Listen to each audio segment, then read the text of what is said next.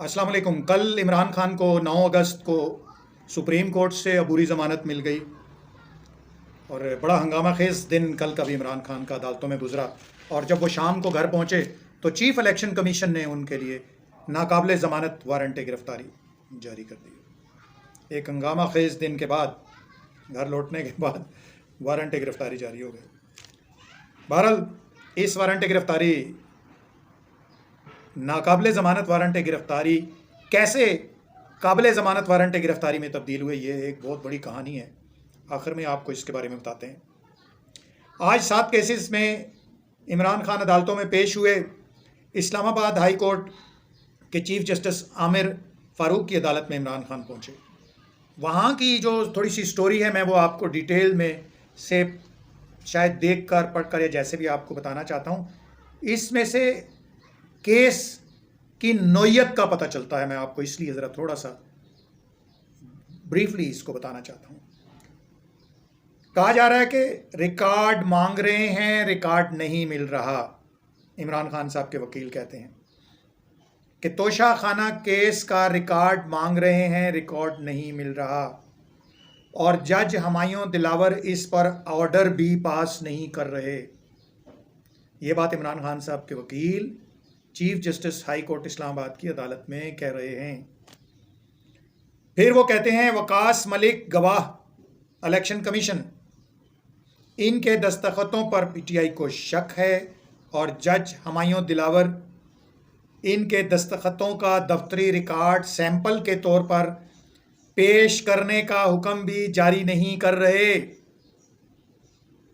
यानी वो ये कह रहे हैं कि हमें इनके इनिशियल्स जो हैं, जो मुख्तसर दस्तखत होते हैं, उनके ऊपर शक है कि ये इनके नहीं हैं, और हम ये कह रहे हैं कोई दफ्तरी रिकॉर्ड में से इनके इनिशियल दस्तखतों वाला कोई लेटर निकाल कर सबूत के तौर पर पेश कर दिया जाए और उसको रिकॉर्ड का हिस्सा बनाया जाए।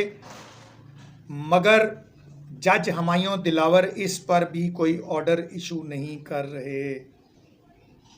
वो रिकॉर्ड के तौर पर इनिशियल दस्तखतों का कोई और लेटर इलेक्शन कमीशन के दफ्तर से बतौर सबूत पेश करने के अहकामात भी जज हुमायूं दिलावर सादिर नहीं फरमा रहे। और तीसरी बात पीटीआई ये कर रही है इस्लामाबाद हाई कोर्ट में कि जज हुमायूं दिलावर की फेसबुक पर इमरान खान के ख़िलाफ़ पहले से पोस्टें लगाई गई हैं। पीटीआई ये कहती है कि ये पोस्टें जज हुमायूं दिलावर की जानिब से लगाई गई हैं, जबकि जज हुमायूं दिलावर इसके बारे में ये कहते हैं कि मुझे ख़ुद इस पर एतराज़ है, मुझे ख़ुद इंसाफ चाहिए कि मेरा अकाउंट हैक किया गया है और मैं ख़ुद इस पर इंसाफ का तलबगार हूँ।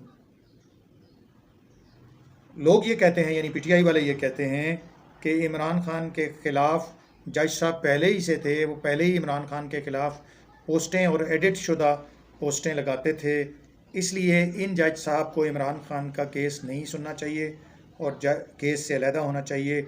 मगर जज साहब इस एतराज़ के बावजूद ख़ुद ब खुद इस केस से अलहदा नहीं हो रहे और अभी तक केस सुन रहे हैं और कहते हैं कि मेरे फेसबुक अकाउंट के साथ छेड़छाड़ हुई है और हाइक किया गया है। मैं ये कहता हूँ कि आपने एक केस सुना है भावलपुर यूनिवर्सिटी में 5500 लड़कियों की वीडियो का। वो जो चीफ सिक्योरिटी ऑफिसर है ना इस्लामिया यूनिवर्सिटी का, वो भी यही कहेगा कि मेरे अकाउंट को हैक कर लिया गया और फिर ये वीडियो उसमें इंसर्ट की गई। और उस यूनिवर्सिटी का जो है वो जो फाइनेंस का इंचार्ज है एक, वो भी यही कहेगा कि मेरे अकाउंट में भी 200-400 जो वीडियो डाली गई हैं वो भी अकाउंट हैक करके डाली गई हैं। क्योंकि पाजी ये एक आसान जबान है, हर बंदा यही कहता है कि मेरा अकाउंट हैक हो गया सी तो फिर ये वीडियो वो पाई गई। बहरहाल आगे चलते हैं। इमरान खान इस्लामाबाद हाई कोर्ट के बाद फिर इलेक्शन कमीशन में, तौहीन इलेक्शन कमीशन में, उस केस में इलेक्शन कमीशन में पेश हो गए। इलेक्शन कमीशन ने कहा आज हम फ़र्द जुर्म आयद करेंगे। तो इमरान खान के वकील शोएब शाहीन ने इस्तदा की कि उन्हें ये केस 2 हफ्ते कबल मिला है, उन्होंने अभी सारी फ़ाइलें पढ़नी हैं और देखना है कि केस क्या है, तो आज फ़र्द जुर्म आयद ना की जाए। तो इलेक्शन कमीशन के जो लोग केस सुन रहे थे उन्होंने उनकी ये इस्तदा सुन ली और 2 अगस्त तक का वक्त दे दिया उन्हें। अब 2 अगस्त को फिर वो इलेक्शन कमीशन में हाजिर होंगे और इमरान खान के इस केस को 2 अगस्त को फिर सुना जाएगा और लगता ये है कि 2 अगस्त को फिर फ़र्द जुर्म आयद करने के लिए कहा जाएगा। अब देखते हैं कि उस वक्त इमरान खान या उनके वकला फ़र्द जुर्म को टालने के लिए क्या तरीक़ाकार इख्तियार करते हैं। लेकिन बहरहाल एक बात इसमें काबिल ज़िक्र है कि इमरान खान के काबिल ज़मानत वारंट गिरफ़्तारी जारी हुए और फिर इमरान खान को गिरफ़्तार ना किया गया। इसके पीछे क्या राज है और इसके पीछे कौन है? मैं आपको कोई ख़बर नहीं दूंगा, सामाईन आप खुद इसका अंदाज़ा लगाएंगे कि हम लोग जो बातें करते हैं उनके मतलब आप खुद निकालें और उनकी तह तक आप पहुंचने की कोशिश करें कि ये सब कुछ क्या चल रहा है। ज़रूरी नहीं है कि हम आपको ये बात बताएं। इस गिरफ़्तारी ना होने के पीछे राज क्या है, इसके पीछे कौन है और ख़ास तौर पर यह वारंट गिरफ़्तारी जिनको नाकाबिल ज़मानत वारंट गिरफ़्तारी कहा गया था, ये मनसूख क्यों हुआ? ये आपको बता दूं कि ये मनसूख हुआ। ये मनसूख क्यों हुआ और इसको मनसूख कराने और मनसूख करने के पीछे कौन है और पीछे क्या चल रहा है, आप समझ जाएंगे।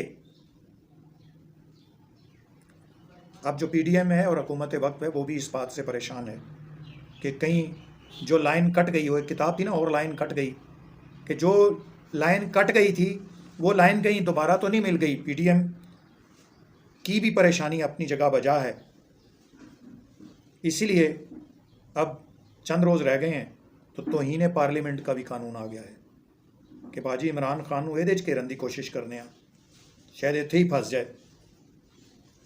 तौहीन पार्लियामेंट का कानून आ चुका है।